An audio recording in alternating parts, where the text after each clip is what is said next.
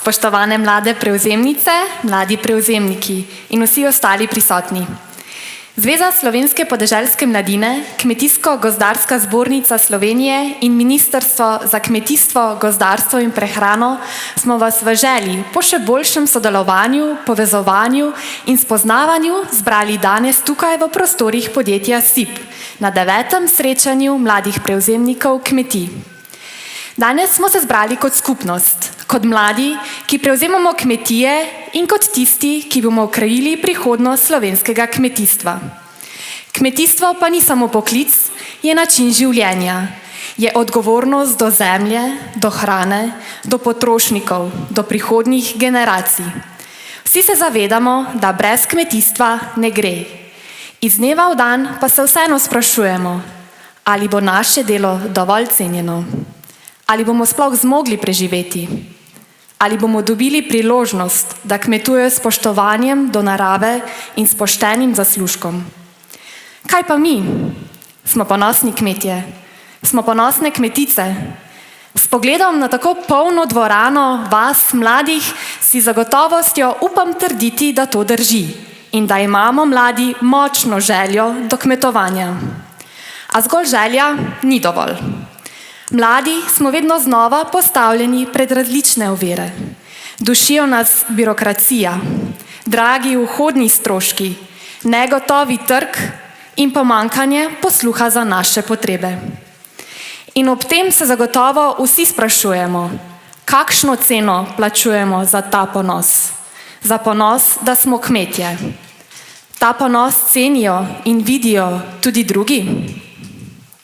V čast in veselje nam je, da smo danes tukaj v podjetju SIP, pri slovenskem proizvajalcu kmetijske mehanizacije, za katerega lahko zagotovo povemo, da je podjetje, ki ne le da razume potrebe mladih kmetov, temveč tudi odprtih rok podpira nas mlade na različnih nivojih. V imenu podjetja nas bo pozdravil magister Uroš Korže, predsednik uprave podjetja SIP. Ljudno vabljeni.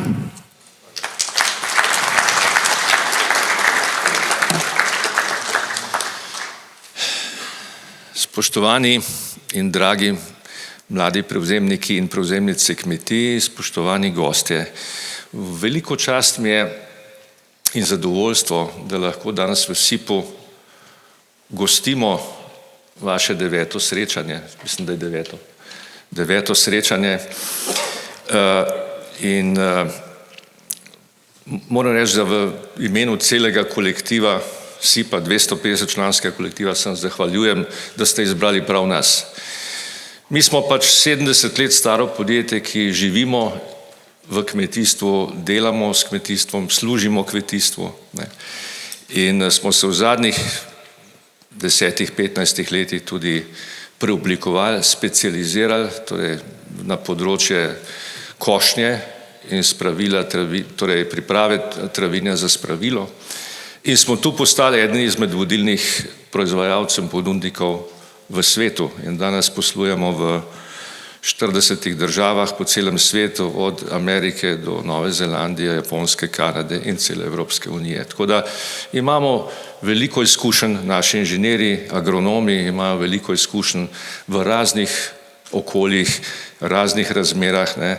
In seveda naša zaveza do vas je, da pravzaprav poskušamo te izkušnje z vami deliti in se od vas tudi učiti. Tako da jaz ne vidim, vemo, da se razmere spreminjajo v svetu, da prihaja do velikih izzivov, tako klimatskih, kot tržnih, kot tudi tehnoloških. Ampak vidim to tudi kot, ne samo kot izzive, ampak tudi kot priložnosti. Jaz mislim, da še nikoli ni bilo take generacije, ki bi bila tako obveščena, tako strastna, tako povezana, kot je vaša generacija mladih kmetov. Mislim, da tu vidim tudi priložnost za izboljšavo, za rast našega gospodarstva, naše skupne industrije, našega kmetijstva, ki seveda ima težave s konkurenčnostjo, težave z perspektivo kmetov, ampak mislim, da imamo tudi ideje, da imamo rešitve in da bomo prihodnje lahko seveda z neko strastjo in z neko voljo prišli do boljših rezultatov, kot jih imamo danes.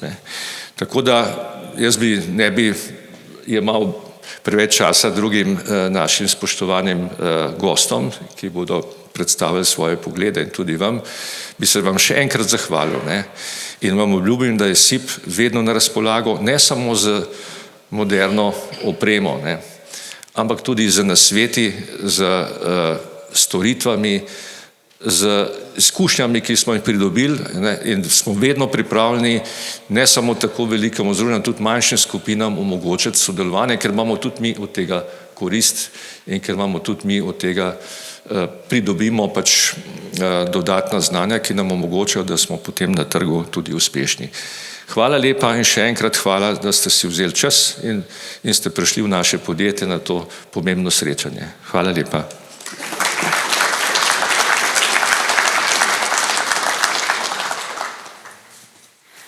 Povezovanje, vztrajnost, srčnost, strokovnost, opolnomočenje, sodelovanje, zagovarjanje, kmetijstvo in ekipno delo so le nekatere vrednote, ki si jih Zveza slovenske podeželske mladine deli z mladimi kmeti.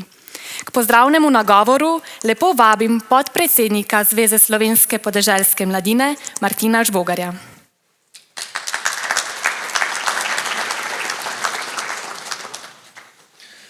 Torej, dragi mladi kmetje, mlade kmetice in seveda vsi prisotni gostje in vsi prisotni ostali, res mi je pač v čast, da lahko zdaj stojim tu pred vami in vas pač naslavljam kot podpredsednik naše preljube podeželske mladine, kjer se zavedamo pomena mladih v kmetijstvu. Najprej iskrena hvala vam, ki se trudite vsak dan, da je zemlja obdelana, da je zemlja rodovitna, da so kmetijska gospodarstva še vedno živa in da je prihodnost podeželja vsaj malo bolj svetla, kot bi bila, če vas ne bi bilo. Ko govorimo o mladih kmetih, pogostokrat slišimo, teh pa je vedno manj. In res je, statistika res ni na naši strani. Ampak danes, ko vas tu pogledam, pa vidim še nekaj, kar statistika ne zajema. Tu pa je vaša vztrajnost, predanost, neomajna volja do dela in do sprememb.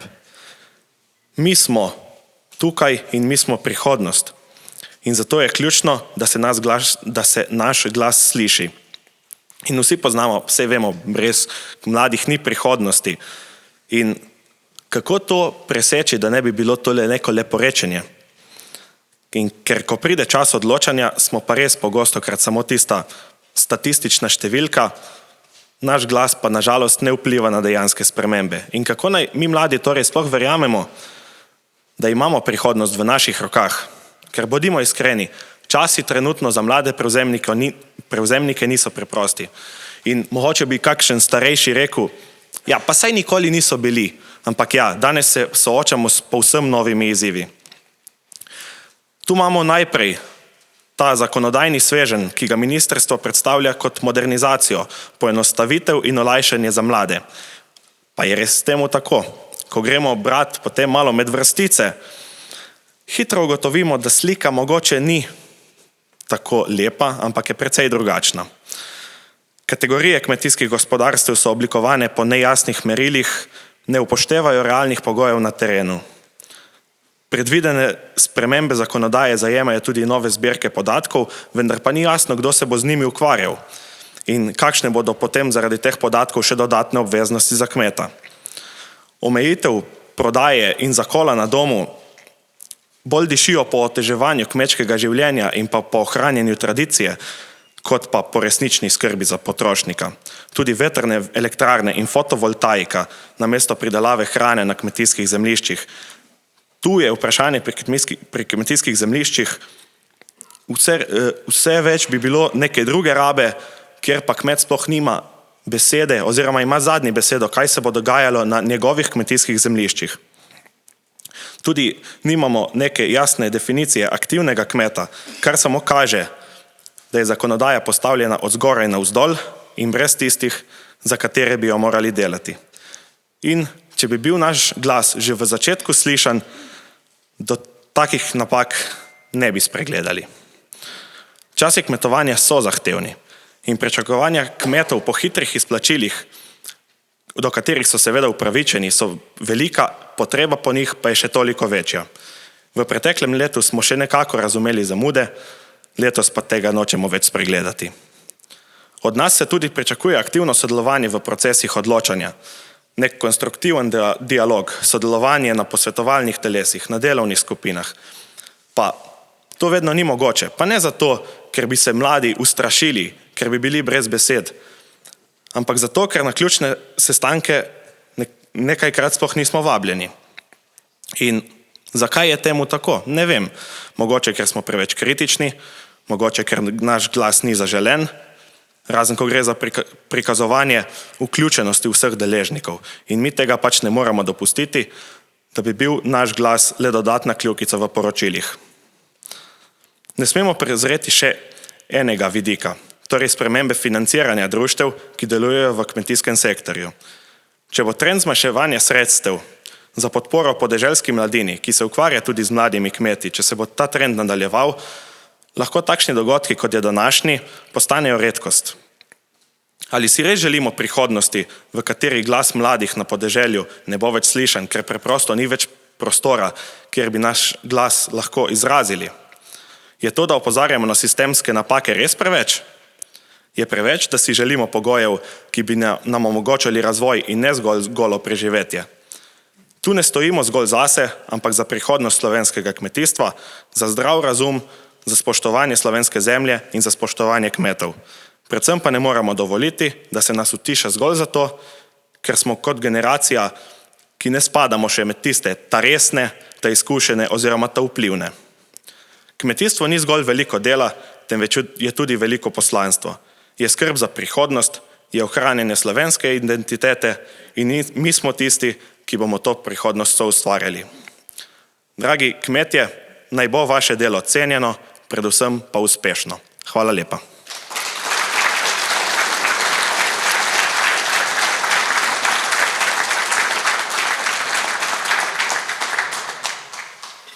V poslanstvu Kmetijsko-gozdarske zbornice Slovenije je zapisano: zastopanje javnega interesa, interesov panoge in članov Kmetijsko-gozdarske zbornice Slovenije za zagotavljanje razvoja kmetijstva, gozdarstva in podeželja ter zdravega okolja in zdrave, varne hrane za celotno prebivalstvo.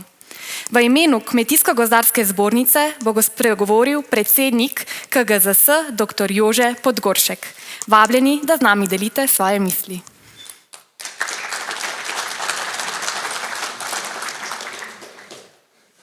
Spoštovani mladi kmetje, spoštovane mlade kmetice, spoštovana ministrica, spoštovani predsednik Zadružne zveze, spoštovani podpredsednik Slovenske podeželske mladine, direktor agencije, vodstvo podjetja, v katerem danes smo, torej spoštovani gostje in gostitelji. Res sem vesel, da sem lahko tukaj med nami in med vami. Torej, dovolite mi nekaj misli, pa bom začel malo bolj hudomušno, nedolgo tega, morda samo nekaj kriz je od tega, ko sem bil v takšnih skupih vedno med najmlajšimi. Nekaj petkov je za nami, a glejga vraga, sem skoraj med najstarejšimi in to zaradi vas, mladih kmetov in kmetic.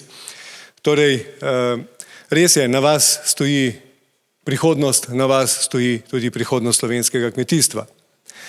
Mladi kmetje in kmetice ste, kot smo že slišali, vse bolj izobraženi, vse bolj načitani, tehnološko naprednejši in zato ste tudi zahtevnejši. In je prav tako, da zahtevate od sebe, od nas, od naših sogovornikov tisto, kar mislite, da vam pripada, kar mislite, da bo pomagalo vam v prihodnosti za vaše kmetovanje. Temu delu sledimo tudi na zbornici. Tudi na zbornici se zavzemamo praktično za iste cilje. Za cilje, kako omogočiti slovenskemu kmetu umno kmetovanje in predvsem kmetovanje, ki bo na koncu tudi rezultiralo pravi finančni izplen.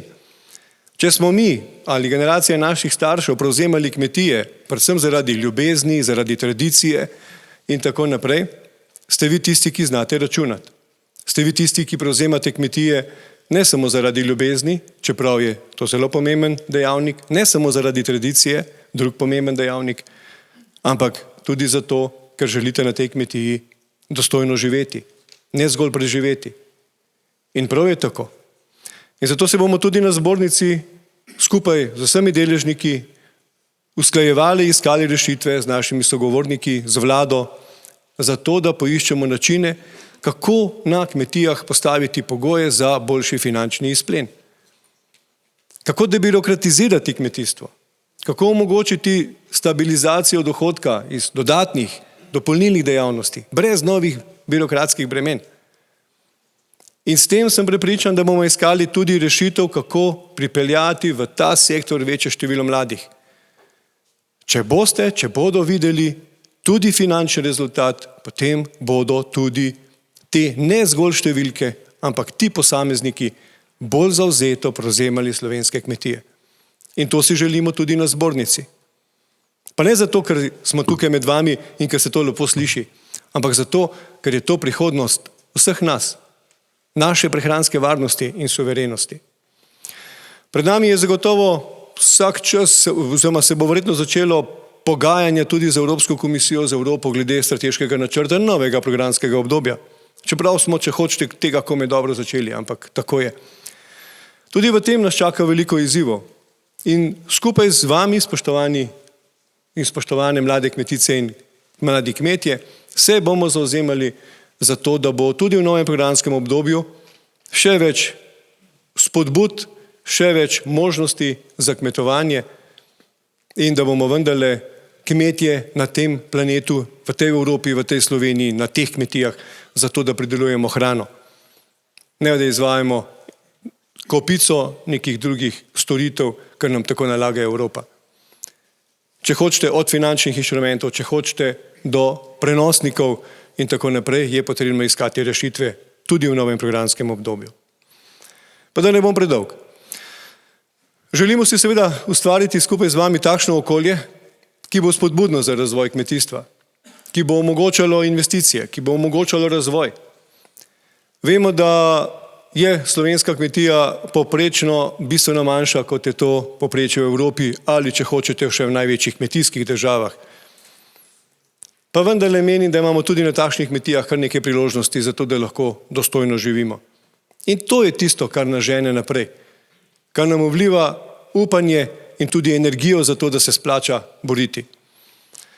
Sej je že podpredsednik Slovenske podeželske mladine omenil zakonodajo. No, jaz sem zaradi te zakonodaje že malo hripal, boste videli ministrico, je težko hodi, torej v žaru borbe smo se fajn borili in se bomo še. Ne bom se dotaknil zakonodaje, ampak vendarle je pred nami to pomembno obdobje, ki je lahko tudi priložnost, ne samo ovira v pogajanjih, to hočem poudariti.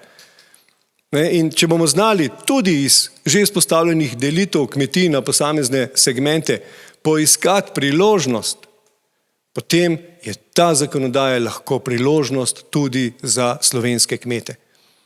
In zato se sedaj pogajamo z ministrstvom, zato sedaj tečejo ti odprti dialogi in upamo, da bomo slišani v tem segmentu. In si želimo, da bi bili slišani in to zakonodajo izkoristili sebi v prid, slovenskemu kmetijstvu v prid. Mislim, da smo vsi zbrani tukaj z istim ciljem, razvijati slovensko kmetijstvo. No in na zbornici bomo tukaj zagotovo močan sogovornik z vsemi kolegi nevladnimi organizacijami, torej predstavniki ostalih nevladnih organizacij. Menim, da nas je ravno ta zakonodaja, ki je sedaj v tej, ni več pred nami, ampak je že tukaj, povezala tako močno, da smo verjetno povezani bolje kot kadarkoli prej. In je prav tako, ker bomo samo skupaj vse kmečke nevladne organizacije verjetno lahko rojevale ideje in bili dober sogovornik tudi proti ministrstvu, zato da poiščemo rešitve. No in čisto za konec, Kmetijsko-gozdarska zbornica preko javne službe kmetijskega svetovanja je bila, je in bo tudi v bodoče, hvala ministrica za to odločitev, pomemben steber pri razvoju, prenosu znanja tudi mladim kmetom. Veselimo se vsakega mladega kmeta, ki obišče javno službo kmetijskega svetovanja zaradi kakršnega koli vprašanja, tehnološkega, ekonomskega, morda pomoč pri prijavi razpise za mladega prevzemnika, morda za investicije in tako naprej. In to nalogo želimo delati še bolje tudi v bodoče. Veselim se tudi že omenjene načrtovane delovne skupine, ki bo prečesala javno službo kmetijskega svetovanja zato, da bi bili še boljši. Sam jo poznam, zdaj, če hočeš, že iz 3 zornih kotov, kot uporabnik, kot minister in sedaj kot predsednik zbornice. In vemo, da imamo veliko prostora za izboljšavo, skupaj z naročnikom. Skupaj z ministrstvom sem prepričan, da je ta javna služba na pragu novega poletja, če sem lahko direkten. Pa ne govorim, da je slaba, ampak govorim, da ima veliko izzivov, ki jih bomo skupaj z naročnikom, sem prepričan, speljali v to smer, da bo tudi prenos znanja še bolj učinkovit. Torej, mlade kmetice in mladi kmetje in vsi ostali kmetovalci v Sloveniji, hvala vam, ker opravljate to delo, kot ga delate, ker pridelujete hrano, ker skrbite za Slovenijo, za poseljenost, obdelanost, lepoto, ki nam jo zavida, če hočete, cel svet. Torej, iskrena hvala za to, kar delate. Ohranite to moč, to trmo, to vztrajnost. Obračajte se na vse nas, kadar menite, da vam lahko pomagamo. Zato smo tukaj, da iščemo skupaj rešitve in obljubljamo, da bomo z vami v lepih in morda tudi manj lepih trenutkih. Zato, da bi nam bilo lepše.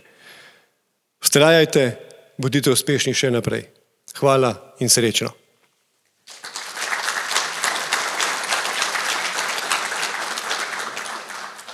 Najlepša hvala za te spodbudne besede. Ministrstvo za kmetijstvo, gozdarstvo in prehrano je odgovorno za zagotavljanje strateških usmeritev in izvajanje ukrepov na področju kmetijstva in tako skrbi za njegov razvoj. Vabim vas, da prisluhnete nagovoru ministrice Mateje Čalušić, ki je danes z nami, da nam predstavi aktualne izzive v našem sektorju ter ključne informacije, ki bodo osvetlile trenutne smernice in odločitve na področju kmetijstva in mladih prevzemnikov. Spoštovana ministrica, lepo prosim.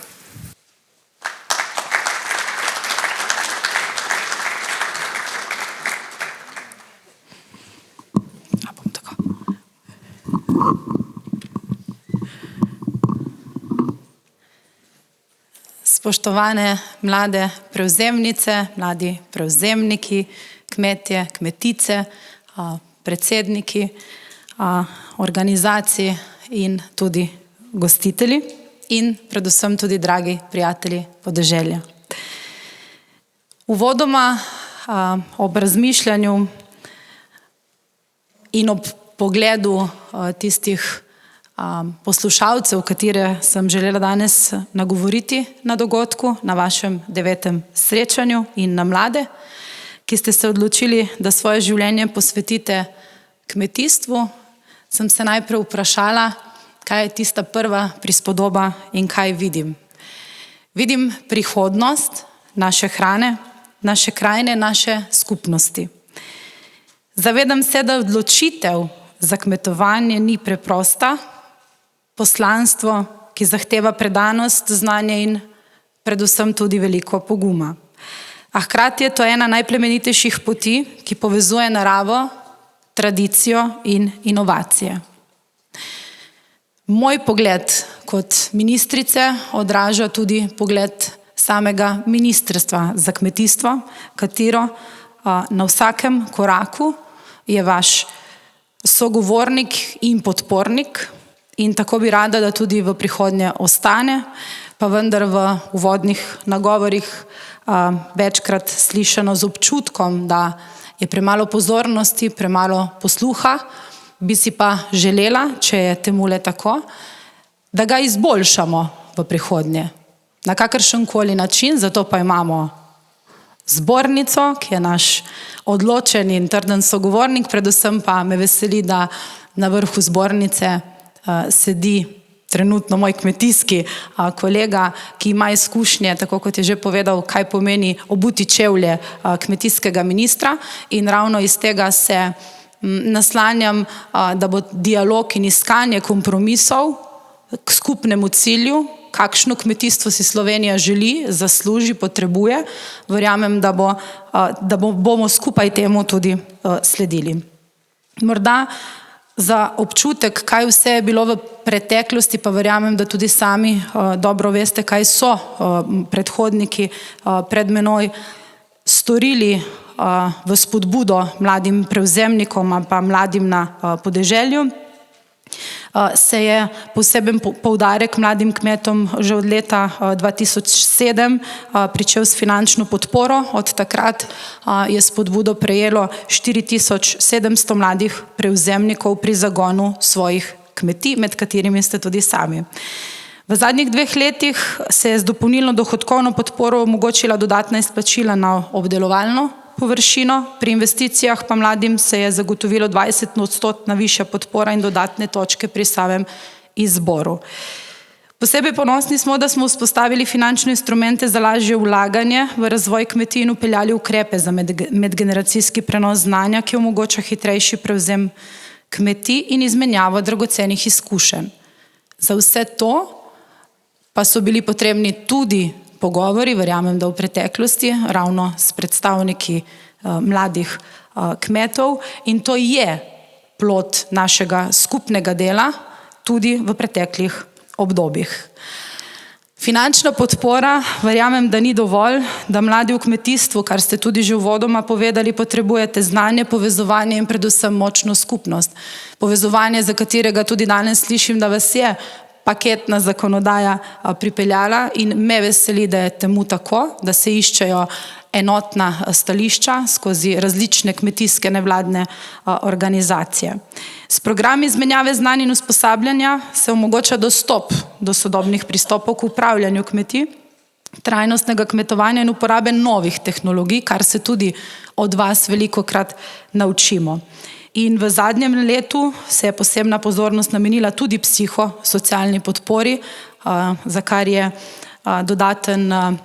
dodatna podpora izkazana tudi v današnjem dnevu, kar iskreno pozdravljam, da namenjamo veliko pozornosti duševnemu zdravju, ki ga je na žalost nekoliko manj iz leta v leto zaradi vseh izzivov, ki jih imamo v življenju, pa vendar, da namenjate mladi in tudi preko Ministrstva za kmetijstvo in zbornice pozornost tako pomembnemu členu naše družbe.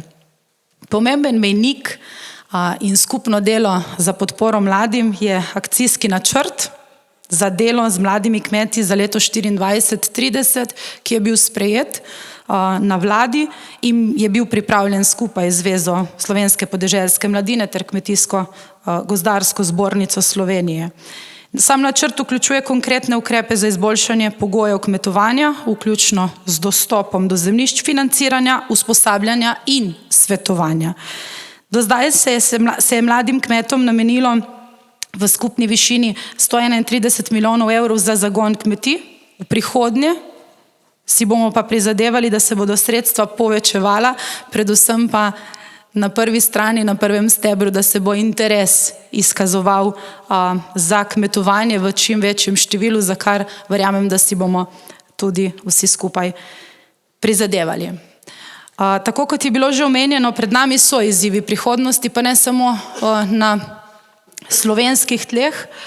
Evropska komisija pripravlja novo strategijo za generacijsko prenovo kmetijstva, to so postavili v ospredje, tako da tukaj naše povezovanje in enotnost vidim kot priložnost tudi ob nastopu in predstavitvi jasnih stališč Slovenije do Evropske komisije v Bruslju, ki bo izboljšala sam dostop do kapitala, znanja in poenostavila administrativne postopke ter omogočila boljše pogoje za mlade prevzemnike. Menim, da tudi izhodišča dokumenta, ki so bila v preteklem tednu objavljene strani Evropske komisije, v bistvu jim Slovenija in slovensko kmetijstvo sledi oziroma morda na nekaterih točkah že celo prehitevamo z vzpostavljanjem problematike kot take, tako da verjamem, da bomo tudi na pogovore, ki ne bodo enostavni, kar lahko potrdijo tudi moji predhodniki, ki so to nalogo že opravljali, pa vendar menim, da bomo dobro pripravljeni. Naša naloga pa je, da strategijo prilagodimo in uresničimo na način, da bo resnično koristna za slovenske kmete, za slovenske mlade kmete. To naj bo tisto vodilo, ki nas bo zaganjalo naprej skozi vse pogovore, morda tudi pogajanja ali pa iskanje skupnih kompromisov, včasih tudi ni enostavno, tako za eno, drugo ali pa tretjo stran, pa verjamem, da ker je skupni cilj jasen, da bo rezultat bistveno boljši.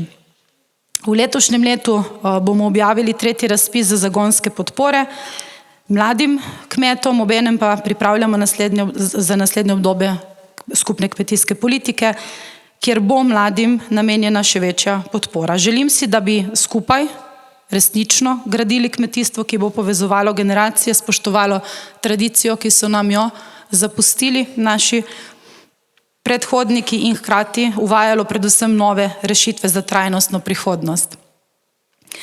Morda bi se delno nekoliko dotaknila trenutnih aktualnih tem, to je zakonodaja, ki je bila v zadnjih nekaj tednih v ospredju, tudi v javnosti. Zakonodaja na način mojega prvega leta ministrovanja je nastajala na ministrstvu.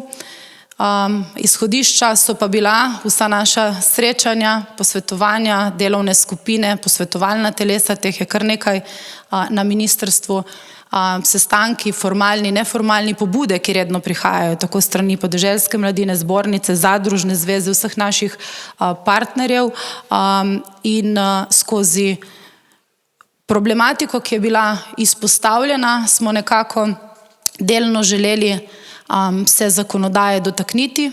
Prvo vprašanje je bilo, na kakšen način krovni zakon o kmetijstvu, ker so nas čakale tudi določene potrebne spremembe zaradi sprememb evropske zakonodaje in prvi odgovor je bil zelo hitro jasen, da je zakon bil že prevečkrat spremenjen in da je potreben nov zakon. V okviru novega zakona za kmetijstvo smo potem tudi skozi vse nejasnosti v javnosti naredili krajšo analizo, koliko vsebinsko posegamo trenutno v zakon. Pa v tem trenutku kot ministrica zdaj ali to s ponosom ali ne, bi pa res rada želela poudariti, da je to 20% vsebinskih sprememb, to ni revolucija, to ni preobrat v kmetijstvu. Na žalost, iz te pozicije lahko govorim, ampak predvsem s poudarkom, zakaj nov zakon, ker je bil potreben, da se ga pregleda in prečisti na določeni točki in ključna področja, katera smo si jih želeli v zakon umestiti, pa na eni strani morda smo poslušali, da smo to sami počeli, da je zakon spisan od spodaj navzgor, na drugi strani pa veliko kritik prejemamo, da ni vsebine oziroma da ni klasifikacije kmetij še točno jasno določene in tukaj vmes se je znašlo Ministrstvo za kmetijstvo in zato verjamem, da z vsem delom, pogovori, delovnimi skupinami in tudi s terena, ker imate organizirano mrežo, boste osnovna stališča prevzeli in skozi javno obravnavo, ki je resnično odprta, morda pristop nekoliko drugačen kot do sedaj, je priložnost, da vsebine vključimo v zakonodajo. To je osnovno sporočilo, kjer smo pa tudi mladim namenili posebno pozornost skozi akcijski načrt. Enega sem že omenila, ki v bistvu je že ugledal luč svoje aktivacije in življenja, trenutno veljaven. Na drugi strani akcijski načrt za mlade pa z mojim osnovnim vprašanjem, kaj lahko naredimo za mlade več, kot smo storili v preteklosti, pa tudi takrat smo imeli najboljše namene. Imamo sistem, ki je vzpostavljen, ali lahko ta sistem zoptimiziramo, ga naredimo modernejšega, da dobimo več mladih, ki bi se odločali, ali pa so bili kdaj na mejniku, da bi se odločali za kmetijstvo, pa morda niso imeli priložnosti in možnosti iz katerega drugega zornega kota, pa verjamem, da tudi Zveza podeželske mladine nam bo znala odgovoriti na to vrstna vprašanja. Danes se pogovarjamo o številkah, ki jih beležimo v odstotkih, koliko mladih prevzemnikov imamo. Prevzemnik, ki je imel priložnost in možnost tudi že od mladih nog, da živi na kmetiji. Veliko se je generacijske prenove zgodilo tudi v naši družbi, veliko interesa imamo tudi skozi mlade oči, morda nekdo iz Ljubljane ali pa Maribora, ki bi si želel na podeželje, pa ima drugačne možnosti. To so tista vprašanja, skozi katera boste vabljeni skozi vse debate in delovne skupine, na kakšen način lahko iščemo še boljše rešitve. Kako mlade pripeljati še enostavneje, da pridete do možnosti zakupa kmetijskih zemljišč, kjer je država tista, ki mora biti prvi zgled, kakšna morajo biti kmetijska zemljišča, ki jih lahko dobite v zakup. To so vsa vprašanja, kritike, predlogi, ki smo se tudi skozi preteklo leto velikokrat pogovarjali, poslušali, slišali, rešitev pa sami nikakor ne znamo in ne zmoremo poiskati, pa tudi želela si ne bi, da bi to sami na ministrstvu počeli.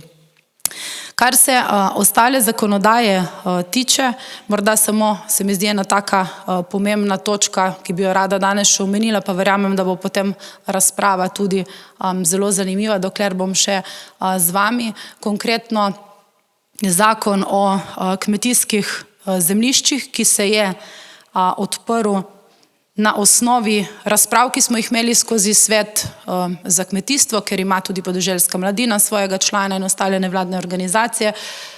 V času nekoliko burnih razprav ob dogajanju z podjetjem Panvita, takrat je bilo kar nekaj vprašanj naslovljenih na nas, kaj lahko država stori še veliko več, da zaščiti slovensko zemljo, kmetijska zemljišča in kaj bomo storili. In ko dobimo to vprašanje, lahko začnemo razmišljati, pa vendar do rešitve, kot sem že povedala, sami ne znamo in niti ni potrebno, da pridemo. Tisti, ki v prvi vrsti kmetujete in se ukvarjate z zakupi kmetijskih zemljišč in tisti izzivi, s katerimi se soočate, je prav, da jih znamo odgovoriti. Takrat smo sklenili skupaj, da si želimo trajno zavarovati kmetijska zemljišča.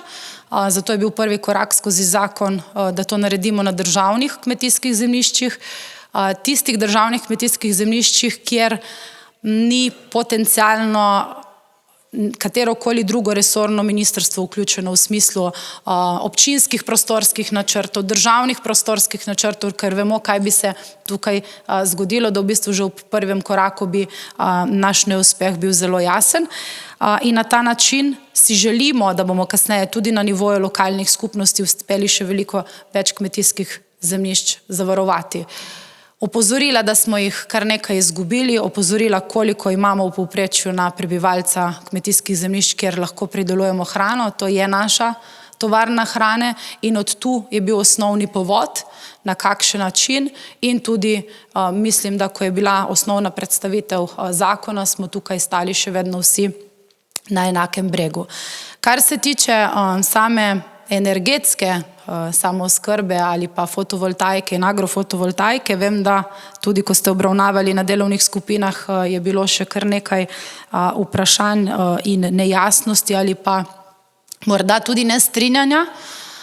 Osnovni namen temu je bil, da veliko pobud je prišlo, da si želijo kmetje investirati tisti, ki imajo možnosti tudi v agrofotovoltaiko, ker je to v tujini že precej aktivno in iskali smo načine, s katerimi previdnimi koraki bi to lahko počeli, zato da v odnosu zaščitimo kmetijsko zemljo, katere osnovni namen je pridelava hrane in ker se lahko zagotovi z strokovnim znanjem in izkušnjami iz tujine preko pilotnih projektov nastavitev tovrstne potencialne agrofotovoltaike. Trenutno samo umeščamo v zakonodajo, naslednji korak so podzakonski akti, s kakšnimi pilotnimi projekti lahko gremo kot država naprej, tako da bi se z zakonom karkoli čez noč zgodilo, da bi bila Slovenija pokrita z sončnimi paneli, tukaj bi pa res rada vas pomirila, pa sem večkrat že to skušala javno obrazložiti. Ostale ključne točke, edino morda zakon o zaščiti živali, vem, da je pritegnil tudi kar nekaj pozornosti, tukaj bo še veliko pogovorov in usklajevanj. Sedaj v tem trenutku, kako sestanki potekajo, ne vem, ali ste bili že aktivni, ampak mislim, da to vas še čaka. Predvsem pa kot zaključek paketne zakonodaje. 7 zakonov se sliši veliko, z 20% spremembo vsebine, ni temu tako. V ospredju je kmet, prehranska veriga, ker je vaš ekonomski status in položaj, kar pravite, cel čas izredno nepravičen in to je tisto, kar postavljamo v ospredje. Tudi zakonodaja, ko bo sprejeta, sem prepričana, da se bo izkazalo, da je še marsikatera stvar za popraviti, ampak predvsem sem si želela, da začnemo snovati na zdravih trdnih temeljih in od tu naprej vse ostale ministre, ki bodo prevzemali resor, da jih pričaka v bistvu kot eno tako inventurno delo, ki smo ga upravili, kar se je nakopičilo skozi desetletja in to je bilo osnovno vodilo. Javna svetovalna služba, ki je razburila ali pa prevzela največ pozornosti, tako kot je bilo povedano, nadaljuje svojo pot skozi razpravo, skozi delovno skupino. Kmet ponovno v ospredju, ker potrebuje javni servis od države in svetovanje neposredno na terenu.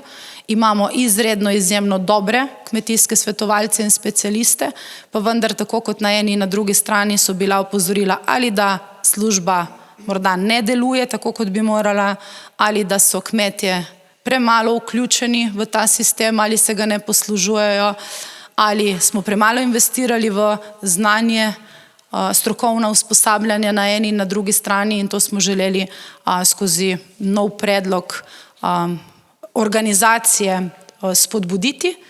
Ne glede na to, da v bistvu je bilo to umaknjeno iz zakonodajnega predloga, se o tem še naprej pogovarjamo strukturno, na kakšen način si želimo optimizirati delovanje tistega javnega prvega stika na terenu, ki ga vi potrebujete in na koncu, ki ga ministrstvo potrebuje za pridobivanje povratnih informacij.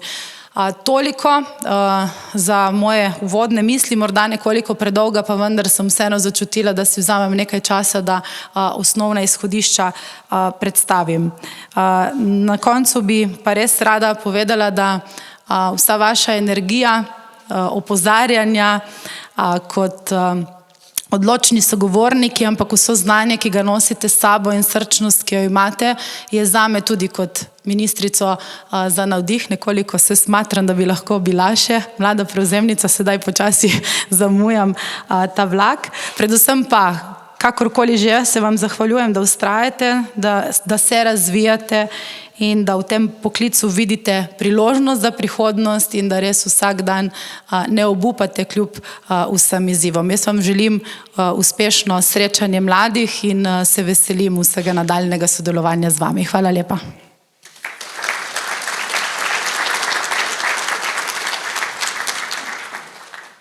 Najlepša hvala za te odlične misli in izhodišče skupnega dialoga, saj današnje srečanje želimo soustvariti skupaj z vami. Zato smo pripravili spletno orodje, v katerem bomo zbrali vaše poglede in usmeritve.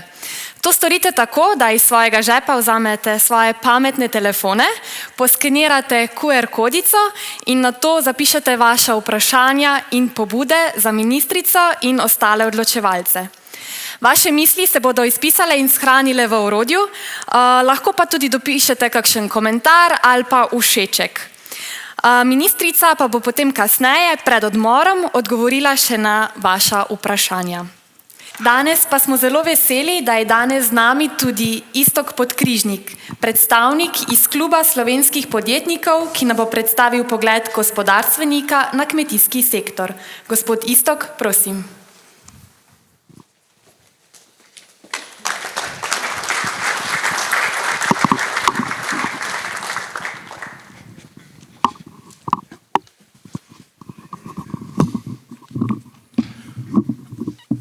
Spoštovani vsi skupaj, hvala lepa za besedo. V prvi vrsti bi rad pohvalil vse te mlade prevzemnike, prevzemnice, da nadaljujete to tradicijo, kar, bom rekel, nam veliko pomeni vse skupaj in dejansko je to ključno za preživetje, bom rekel, slovenskega naroda. Veliko smo se naučili od naših prednikov in je dobro, da, bom rekel, nadaljujemo s to stvarjo. Enako čestitam tudi, bom rekel, vam, lastnikom in pa vodjem podjetja SIPA, da 70 let vztrajate na tej poti in da uspešno vodite to firmo. Moram reči, da sem pred enimi dobrimi 30 leti prvič bil v tej tovarni in sem bil presenečen v tistih časih, da je bila že tisti čas, bom rekel, zelo dobro tehnično, tehnološko opremljena za tiste čase. Danes ste naredili pa, bom rekel, en nov preskok, je trajalo kar nekaj časa, mogoče preveč, samo vidim pa po opremi, ko jo zdaj inštalirate v tovarni, da je pa res, bom rekel, vrhunska tehnologija, moram vas pohvaliti in sem prepričan, da boste še dolgo leta tudi konkurenčni in uspešni na tej poti. Zdaj, če se dotaknem tega, kaj bom rekel, ti mladi prevzemniki imajo v sebi, se pravi, to so te delovne navade, žilavost, se pravi, potrpežljivost in pa vse to, se pravi, to iz takih družin zrastejo, bom rekel, kleni ljudje, tako ste vi. In v Sloveniji danes teh ljudi nam manjka. Se pravi, generalno družba kot taka smo na tej točki padli. Mi danes, da rečem, mlade ljudi zavijamo v vato in dejansko ne pridejo ven ti fajteri, ko bi mogli priti, da bi lahko, bom rekel, parirali danes na domačem ali pa globalnem trgu, da bi bili, bom rekel, sposobni, konkurenčni in tako dalje. Zdaj, v teh vrednotah, se pravi, če rečem, ali pa, kako bi se to izrazil, se pravi, vrlinah, se pravi, delovnih navadah, če tega ni, pa težko, bom rekel, to stvar peljemo naprej. Zdaj, če se pogledamo malo bolj tudi na pogoje, ko jih nam država nudi, se pravi, vse te stvari tudi vplivajo na to. Zdaj, včasih smo hodili kot mali otroci peš v šolo, se pravi, tam do 5 kilometrov. Danes temu ni tako, se pravi, danes mi mlade ljudi vozimo z kombi tam do 5 kilometrov v šolo, namesto da bi mi vzpostavili neko družbeno dobro infrastrukturo, se pravi, to pomeni od cest, pločnikov, se pravi, vseh teh zadev in da bi tam, bom rekel, mladi ljudje se socializirali in bili, bom rekel, bolj odporni. Se pravi, jaz sem bil enkrat 30 let nazaj pri predsedniku, se pravi, pa lastniku podjetja Danfoss na Danskem in ko sem jaz prišel pred to firmo, je stalo pred firmo 10.000 koles. Jaz kaj takega prej nisem videl, bil sem tam star dobrih 20 let in ko sem tam z lastnikom govoril, mi pravi isto, mi tu šparamo na kilometr 1 krono, se pravi, vi pa če tega nimate, pa zapravite 1 marko, če se izrazimo v prejšnjih valutah. In mi smo še danes zelo tam, in dejansko, če tega nimamo, potem je to težava, se pravi, tudi za razvoj, bom rekel, kmetijstva, tako je zdaj predhodnik pa predhodnica pred mano, ko sta govorila, kaj to pomeni. Se pravi, ti pogoji so zelo pomembni, se pravi, za vse ostale dopolnilne dejavnosti na kmetijah. Se pravi, če se nekdo hoče ukvarjati z neko dopolnilno dejavnostjo, je to področje turizma ali karkoli, rabi eno odlično, se pravi, infrastrukturo. In te infrastrukture nam danes manjka, je pa, bom rekel, par dobrih praks, zdaj gledam tudi tamle Štajersko, se pravi, Prlekijo, pa tudi Prekmurje, se pravi, tam so investirali, pa še investirajo zdaj v 160 kilometrov novih kolesarskih, se pravi, teh cest. In to bo pripomoglo, se pravi, tudi vsakemu kmetu, da bo lahko, bom rekel, na ta račun bistveno boljše funkcioniral in ustvarjal, bom rekel, tudi tistega naslova eno višjo dodano vrednost. Zdaj, če se dotaknem izobraževanja, se pravi, za mlade prevzemnike, se pravi, znanje, izobrazbo, vztrajnost in pa trdo delo zelo pomembno, ne. Zdaj, sama povezovanje, tako se podjetje moramo povezovati, je tudi ključno pri kmetih, se pravi, na področju kmetijstva, da se znamo tu, bom rekel, tudi pravilno, bom rekel, povezovati, se pravi, in pa organizirati, se pravi, mogoče tudi v kakšne male zadruge. Jaz moram reči, da sem tule po Sloveniji zdaj kar opazil enih par mladih kmetov, ko so se organizirali v male zadruge. To ne gre zdaj za te velike zadruge, gre pa za manjše, bom rekel, skupine kmetij, ko se 4, 5, 6, 7 kmetov poveže in dejansko tvorijo neko skupno, bom rekel, dobro ponudbo. Nekdo se ukvarja z mlekarstvom, da rečem, ima krave po domače rečeno, drugi se z drobnico ukvarja, tretji se ukvarja z nekimi mestnimi predelovalnimi produkti in na tak način si ustvarijo neko boljšo pozicijo in pa tudi blagovno znamko, ne, se pravi, vsak, bom rekel, mala kmetija je težko danes, da bo imela eno svojo blagovno znamko, če se pa tu enih par kmetij skupaj združi, pa je to že, bom rekel, bistveno lažje, ne. Da ne govorim pa tudi o sami promociji, trženju, se pravi, spletnih stranih in vsem ostalim, to so stroški, bom rekel, bistveno nižje, ne. Zdaj, investicije v te, bom rekel, tehnologije. Tako zdaj smo pač ravno v SIP-u, to nam zdaj povedal nekaj dobrega za SIP, ko proizvaja, bom rekel, to kmetijsko opremo. Zdaj v gospodarstvu se pač tako obnašamo, da tisto, kar je naš core biznis, pa to, kar delamo, pa veliko tega rabimo, investiramo sami v opremo. Se pravi, če rabimo neko drugo stvar, da se ne rabi veliko, pa da ni to v naši prioriteti, to outsourcamo. Enako bi tudi verjetno pri kmetih, pa sem prepričan, da to tudi v večji meri že počnete, se pravi, da tudi to tehnološko opremo nekako znate, bom rekel, pravilno izbirati, pa tudi mogoče investirati, da par kmetov skupaj stopi, po domače rečeno, in kupi en večji traktor ali ne vem kako napravo in tisto napravo rabi, bom rekel, vsak en teden pa 10 dni v letu, pa če se 3-4 potalajo, je to razlika, če stane en tak, bom rekel, dober stroj, ne vem, 200 000 evrov, pa če vsak primakne 70-60 000 evrov, je bistveno manj kot 200, in če znamo to, bom rekel, kvalitetno porabiti. Zdaj, kar se tiče samooskrbe Slovenije, bom rekel, je na tem področju zelo slaba, bom rekel, smo res premalo samooskrbni.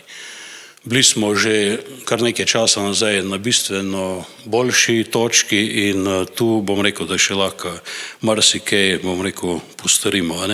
Je pa po drugi strani to dobra stvar v tem, ker dejansko tisto, kar vi proizvedete, po moji oceni lahko to brez skrbi tudi dobro prodate. In to se mi zdi tudi v redu. Če je kvaliteta dobra, pol to tudi gre lahko, bom rekel, z neko višjo dodano vrednostjo ven. Zdaj, verjetno pač države, tako bom rekel, ali to zdaj so Združene države ali karko, če večje ekonomije pogledamo, imajo druge izzive, ker preveč, bom rekel, procesirajo te prehrane vsega in, bom rekel, so zelo odvisni od izvoza. In tu se, bom rekel, pač te trgovinske karte mešajo in so velikokrat tudi v kakšni situaciji, ko ni najboljša. Tako da teh težav verjetno mi še kar nekaj časa ne bomo imeli. Zdaj pa, če povem nekaj v primerjavi z industrijo, se pravi pa samega kmetijstva, mogoče bi za začetek sam toliko rekel, da mi smo veliko podjetje, delamo že, bom rekel, čez 2 leti bomo dopolnili 40 let. Delamo na področju pogonske tehnike in moje vodilo je bilo skozi, da delamo, se pravi, stvari, ko jih drugi ne zmorejo ali pa ne znajo. In smo začeli res delati na mikronskih tehnologijah in moram reči, da smo danes eni od, bom rekel, 5 do 10 najboljših proizvajalcev v Evropi, ko se ukvarja s to pogonsko tehniko. Zdaj imamo v skupini kar nekaj podjetij, ko se ukvarjajo z različnimi področji. Moram pa reči, da me tudi nekaj časa nazaj pa tudi zaneslo na področje, bom rekel, turizma, ker starša sta imela, tudi mama je imela eno manjšo gostilno, 100-letno tradicijo in nekako jaz sem strojnik po poklicu in se rekel, jaz tega se pač ne moram iti in nisem nadaljeval te, se pravi, tradicije naprej. In se rekel, bi pa vseeno rad pa naredil en produkt in smo naredili en, bom rekel, zelo dober glemb. Moram reči, da sem pač v vseh teh letih prepotoval cel svet in sem videl, da Slovenija dejansko ima ogromno možnosti in tega je še premalo izkoriščenega. Se pravi, tako pravite, lepa narava, vse skupaj imamo, samo na drugi strani pa nimamo dovolj, bom rekel, izobraženih ljudi in tudi, bom rekel, usposobljenih z veščinami, ki bi lahko, bom rekel, parirali vsemu temu. Tako sta predhodnika prej povedala, imata en produkt, naredili so neko, bom rekel, dopolnilno dejavnost zgradili na sami kmetiji, zraven pa se srečujejo z, bom rekel, pomanjkanjem znanja ali pa kadra na drugi strani, ker ne moramo tega vsega podelati. Mi merimo pač v gospodarstvu tak zadevo, da dejansko je, bom rekel, najbolj pomembna ta dodana vrednost na zaposlenega. Ko gledaš, koliko si uspešen. In zdaj, ko jaz gledam vse te analize, koliko smo mi uspešni v Sloveniji, pa koliko smo izobraženi na papirju. Mi imamo največ doktorjev znanosti, pa magistrov, bom rekel, pod črto Evropski skupnosti. Po dodani vrednosti smo pa na repu. In to je velika, bom rekel, huda stvar in veliki vprašaj, kaj naprej narediti. Se pravi, mi moramo mlade ljudi naučiti veščin. Mladi ljudje danes nimajo osvojenih teh veščin in ne morejo parirati takim tehnologijam, ko smo jih danes tudi tu v podjetju SIP videli, da ne govorim o vseh drugih branžah.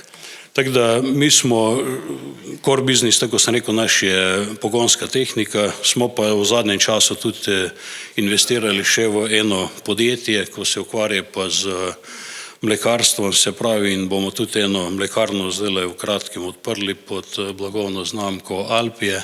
Imela bo zdaj v prvi fazi kapaciteto 35 milijonov litrov mleka predelave na leto z možnosti na povečavo tam na 70 milijonov. Tako da, bom rekel, te stvari so mi malo, bom rekel, jasne, tudi kar se približno v kmetijstvu dogaja, nisem specialist za to, sam vem pa, da brez, bom rekel, teh procesov pa vsega, da je res to maksimalno dobro nastavljeno, praktično ne gre. V vseh teh inštalacijah, se pravi, so pač potrebna nenehna vlaganja, in tu, bom rekel, z neko racionalnim tveganjem, se pravi, rizika, kajti brez tega tudi v vaših, bom rekel, produktih ne bo šlo. Se pravi, vsak mladi kmet, se pravi, tudi danes, bom rekel, z znanjem, ki ga poseduje, pa bom rekel, mora tudi na drugi strani računati, da bo mogel nekaj v to vložiti, ker brez dejansko vlaganj, bom rekel, tudi tega preboja ne bo.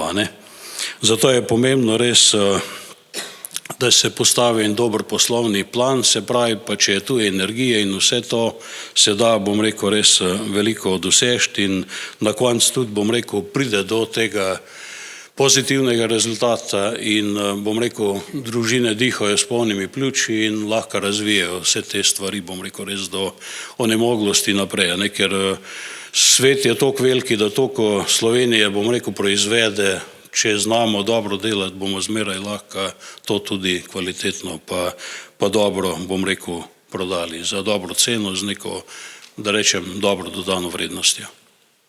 Hvala.